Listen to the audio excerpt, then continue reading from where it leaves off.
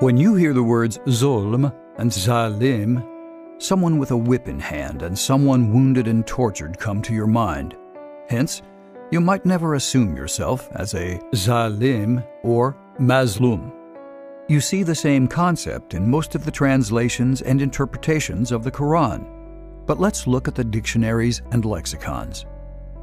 Zalim and Zulm are rooted from Zalama, which means continuous darkness.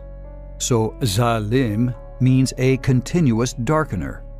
In darkness, the reality of objects becomes vague and unclear.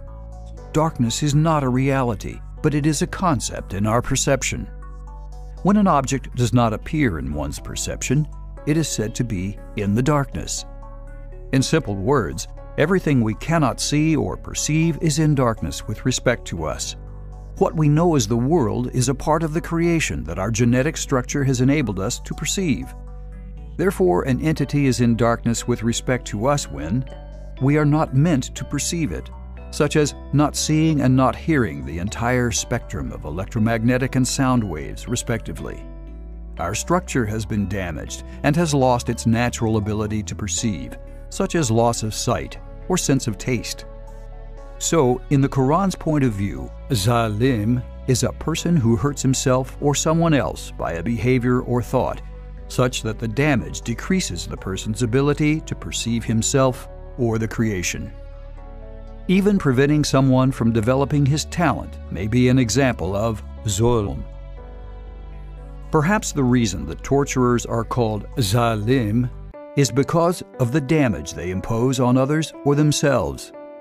Zulm is similar to Kufr in meaning, but their difference is that in Kufr, covering or hiding does not hurt anything or anybody, while in Zulm, the damage certainly causes the covering or hiding. The difference between Kufr and Zulm is similar to the difference between an ignorant person who does not see something because of his ignorance and a person who is blind. Both of them may not see something, but the former is an example of Kufr, while the latter is an example of Zulm. Considering the real meaning of the word Zulm and Quran's verses, it is inferred that in most of the time one can be Zalim to himself. Considering the meaning of Zulm, aren't the following Zulm? Smoking, drug use, austerity or mortification, teaching or believing superstition, prevention from understanding the truth of the Quran and religion, presenting a distorted meaning of Quran's verses, overeating, air pollution, illiteracy, and many more actions and behaviors that lead to loss or damage, or prevent someone from developing his talents. All of these are instances of Zulm that cause defects in us. Why are key words of the Quran not translated correctly?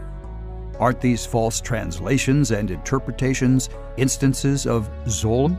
Quran is never distorted in its real nature. These are the translations that have hidden the true meaning of Quran's verses over centuries. Who is profiting from these distortions and secrecies? By subscribing to our websites and channels, help us to spread peace and health in the world and stop religious abuses.